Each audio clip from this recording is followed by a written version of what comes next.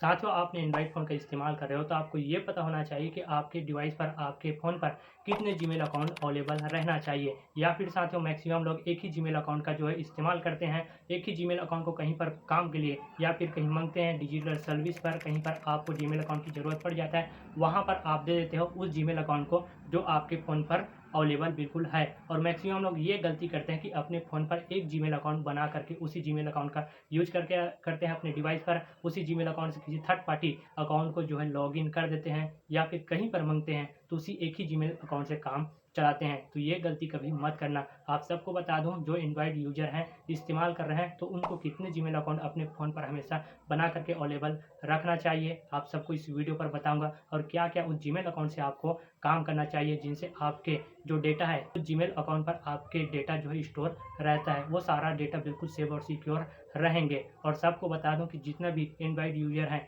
उन सबको कितने जीमेल अकाउंट अपने डिवाइस पर पहले से बनाकर रखना चाहिए और कहाँ-कहाँ पर यूज़ उन जीमेल अकाउंट को करना चाहिए, अलग-अलग जीमेल अकाउंट को। तो आइए हम वीडियो को स्टार्ट करते हैं। उससे पहले चैनल को सब्सक्राइब करना, ताकि ऐसा इन्फॉर्मेशन आपको डेली मिलता रहेंगे। आप सबको बता दूं, आप सभी का डिवाइस में 3 जीमेल अकाउंट होना चाहिए। अब 3 जीमेल अकाउंट की अलग-अलग काम बताऊँगा। इन 3 जीमेल अकाउंट की आपको कहाँ-कहाँ पर जो है इस्तेमाल करना है, कहाँ पर आपका डेटा बिल्कुल सेफ रहेंगे और कहाँ पर आपको जीमेल अकाउंट को इस्तेमाल करने के लिए या फिर थर्ड पार्टी ऐप को जो है लॉगिन करने के लिए आपको इस्तेमाल करना चाहिए। सारा कुछ आपको मैं इस चार्ट से बताऊँगा। तो फर्स्ट आपको बता दूँ, सबसे पहले आपके डिवाइस पर 3 जीमेल अकाउंट आपको लॉगिन कर लेना है। सबसे पहले काम है एक जीमेल अकाउंट की। फर्स्ट जीमेल अकाउंट क्या करना है कि अपने डिवाइस पर जो आपने नॉर्मल यूज़ करते हो, फ़ोटोज़, वीडियोज़ या फिर बोले या गूगल का इस्तेमाल करते हो, तो ये आपका एक जीमेल अकाउंट हो गया। ये तो जीमेल अकाउंट से ही चलता है, गूगल हो गया, क्रोम ब्राउज़र हो गया, आपका यूट्यूब हो गया, मतलब सोशल मीडिया पर जितना आप देखते हो ना, वो इंस्टाग्राम हो गया, फेसबुक, इन सारे सोशल मीडिया पर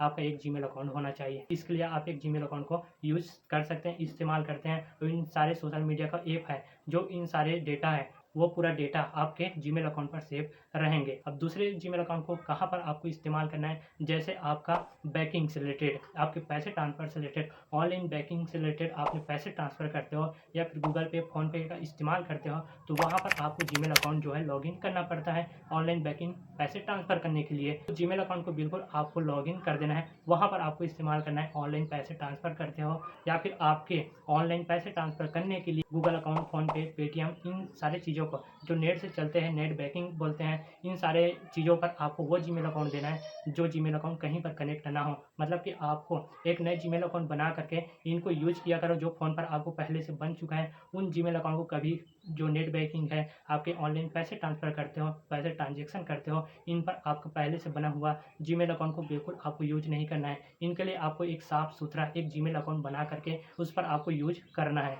ठीक है, ये तो रहा आपका 2 जीमेल अकाउंट का। अब बात आती है तीसरे जीमेल अकाउंट। तो जीमेल अकाउंट कहाँ पर आपको यूज़ करना है कि आपको कहीं पर फॉर्म सबमिट करने चले जाते हो या फिर आपने कुछ फॉर्म सबमिट करते हो, कहीं पर कंप्यूटर दुकान में चले जाते हो, डिजिटल सर्विस पर चले जाते हो, तो वहाँ पर आपको जीमेल अकाउंट की ज़रूरत पड़ता है। आपको माँगे जाता है कि आपकी जीमेल अकाउंट बताइए, तो आपको ज़रूरत पड़ जाता है जीमेल अकाउंट की। तो आप क्या करते हो कि अपने फ़ोन का जो अवेलेबल है पहले से, उस जीमेल अकाउंट को दे देते हो। इससे आपके स्टोर हुए जो डेटा रहेंगे, वो स्कैम भी हो सकते हैं। तो आपको करना क्या है, तीसरे जो जीमेल अकाउंट है उसको यूज़ करना है कहीं पर देने के लिए, कहीं डिजिटल सर्विस पर या फिर कहीं दुकान पर, या फिर बोले जाए कि आपके पढ़ाई से रिलेटेड फॉर्म सबमिट करते हो, तो वहाँ पर उस जीमेल अकाउंट को जो है आपको इस्तेमाल करने के लिए दे देना चाहिए। इससे आपके जो स्टोर रहता है उस जीमेल अकाउंट पर डेटा, वो बिल्कुल सेफ और सिक्योर रहेंगे। और इससे आपके डिवाइस पर जो 3 जीमेल अकाउंट अवेलेबल बनकर तैयार हैं, तो अलग-अलग जीमेल पर आपको मेल आएँगे। तो इससे आपके किसी भी प्रकार से आपके डेटा ये स्कैम नहीं होंगे, किसी भी प्रकार से आपके डेटा फ्रॉड भी नहीं होंगे। मतलब आपके डेटा पूरी तरह से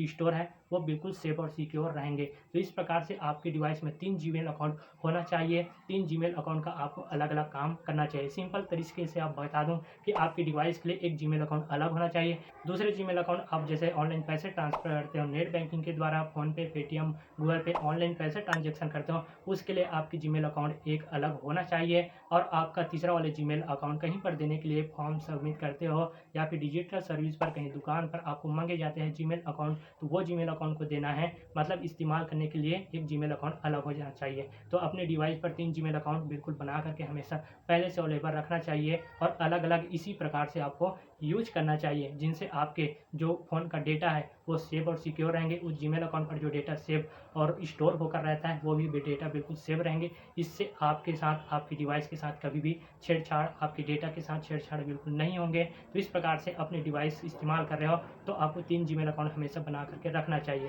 तो वीडियो ज़रा सी भी अच्छी लगी तो चैनल को सब्सक्राइब करना, ताकि ऐसा इन्फॉर्मेशन, ऐसी नॉलेज, एक इन्फॉर्मेशन आप तक मिलता रहेंगे। तो चलिए फिर मिलते हैं एक नेक्स्ट वीडियो के साथ। जय हिंद।